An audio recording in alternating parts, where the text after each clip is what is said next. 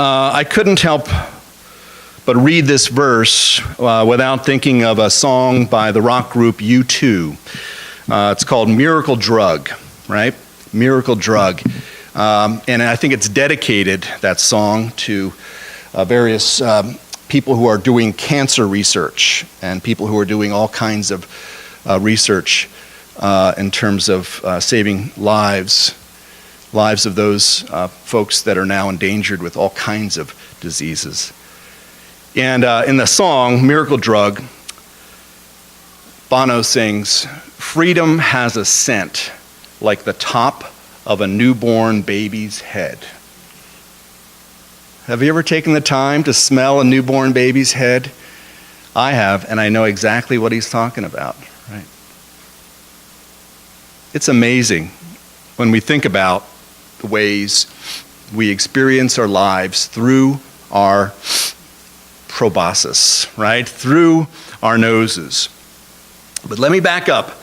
Before Jesus or anybody in the crowd smelled anything, this is the clause that stirs my imagination, maybe yours. Then Jesus again greatly disturbed. Then Jesus again greatly disturbed. No matter how many times I've read that passage, right? In addition to Jesus weeping, right, which is, trivia question, the shortest verse in the Bible, right? Jesus wept. This is startling to me. Jesus again greatly disturbed, and I'm affected by it in the same way I'm affected by manure on the mushroom farm where I used to grow up. I would drive down Route 1 in Pennsylvania, and there's this huge mushroom farm, and they have this manure, and man, it would just sting my nostrils, and I would be disturbed by that, right? I'm disturbed by this verse in the same way I'm disturbed by the mildew behind the baseboards of my son's bathroom, right? There's something going on there that smells, and I'm bothered by it. I want to take care of it, but haven't necessarily found the time. I'm affected by this verse 38, just like I'm affected by the fragrance of every funeral home I've entered where the caretakers, they do their best. Look, there's nothing against funeral directors, right? So don't walk out of here thinking, boy, Scott has a real penchant to attack those funeral directors. I'm not attacking them. What I am saying, though, is they do their best to perfume a dead body.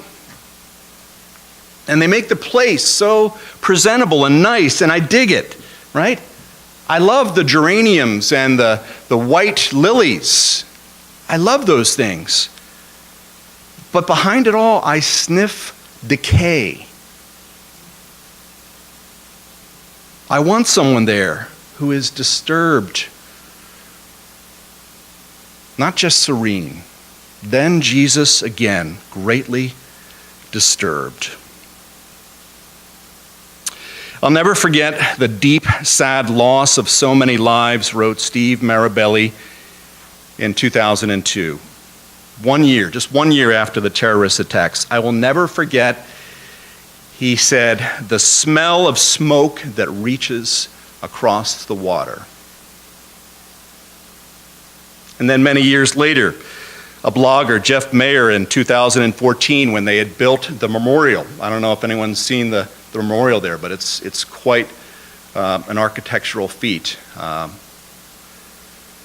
He wrote, "The one thing I'm glad they didn't get right on the 9/11 memorial is the smell. I had to go down there while the pile burned. What kind of historian would I be if I didn't? The air clawed at the back of your throat. It was a nasty mixture of pulverized concrete, burnt paper, melted electrical wire, and plastic insulation mixed with the scent of a metal shop. And on top of it all, the stench of what one reporter called organic aromas, by which he meant burning flesh. I can't get that smell out of my nose." Then Jesus again, greatly disturbed. And I know what you're thinking, right? I'm looking at your faces this morning.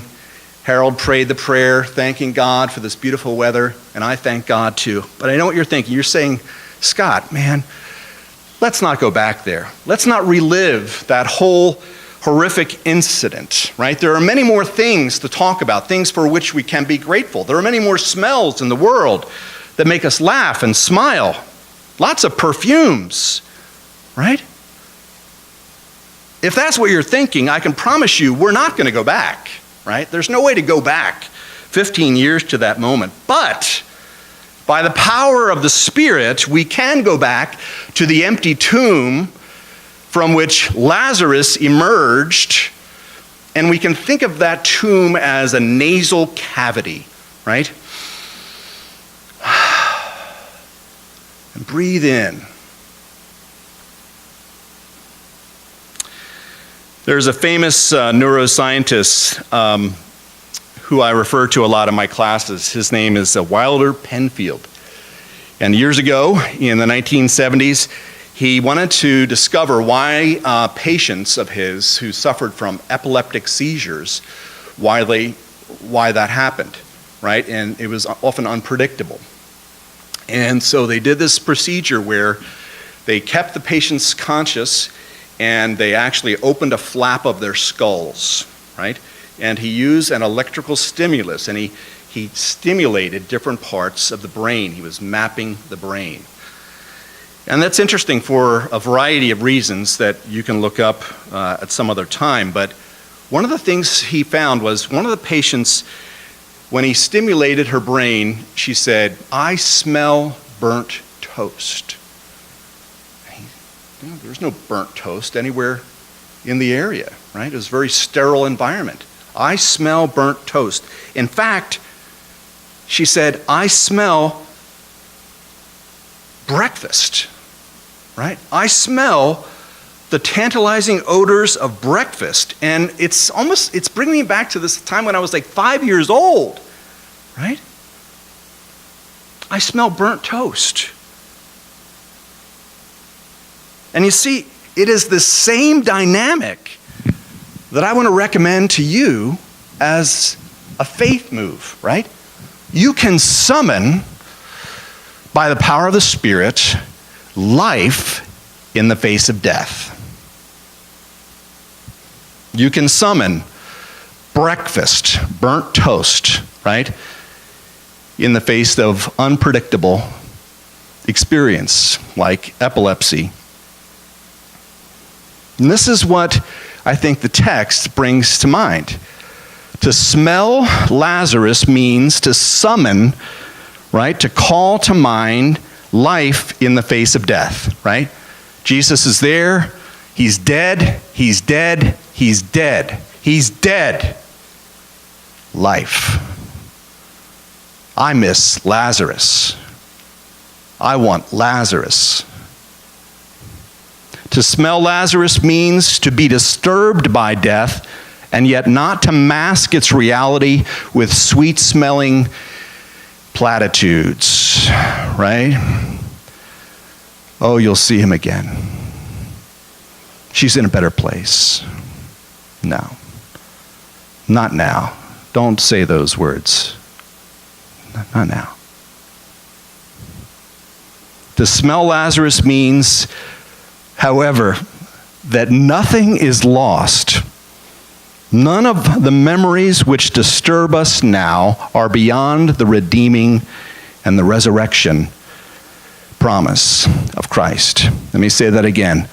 To smell Lazarus means that nothing is lost. None of the memories that we've smelled throughout our lives, nothing that disturbs us is beyond the redeeming resurrection promise of Christ.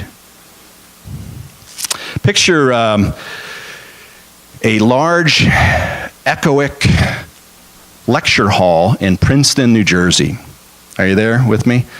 Kind of an Ivy League setting, and it's just vast, high ceilings, old desks from the 1950s, bolted to the floor. And there's over 100 seminary students, myself among them. And we're gathered there in that room to take an Old Testament exam, an exam on the Hebrew Scriptures, right? We're all nervous. Our futures as pastors or professors or whatever depend upon passing this midterm exam. So we get there at 8 in the morning, and the professor passes out the blue books because we're going to write essay responses, and then we sharpen our pencils, and he says, "Ready, begin." We have 90 minutes of sitting there in silence. And just before we were ready to start, put pencil to paper, Jerry Snyder. Jerry, are you out there? Jerry Snyder, a future pastor from Michigan, lets loose with this horrific fart. I kid you not. And it echoed throughout the lecture hall. And everyone just erupted in joy. And here's the thing that's hilarious about the moment. We were all focused down on our papers. He didn't have to acknowledge it, but he took credit for it and said, "Excuse me," right? And now everyone knew. What is it about the things we smell? Life in the face of death.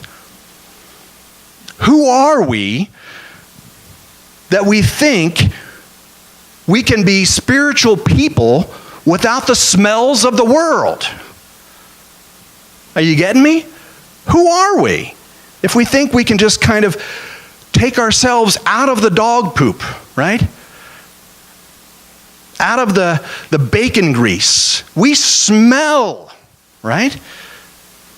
Now, I put on cologne, every Sunday and sometimes during the week.